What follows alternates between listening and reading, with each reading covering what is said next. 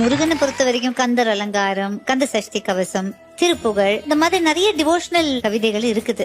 இதெல்லாம் தெரியாதவங்க முருகனை எனக்கு போற்றி பாடணும், பேசணும், புகழணும் அந்த மாதிரி நினைச்சாங்கன்னா என்ன பண்ணுவாங்க?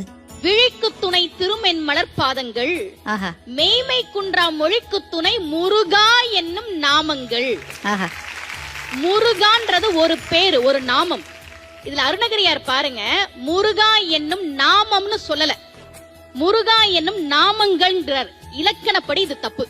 ரொம்ப அழகா அதுக்கு பெரியவர்கள் விளக்கம் சொன்னாங்க. எதுவுமே தெரியலன்னா நீ முருகான்னு சொல்லு.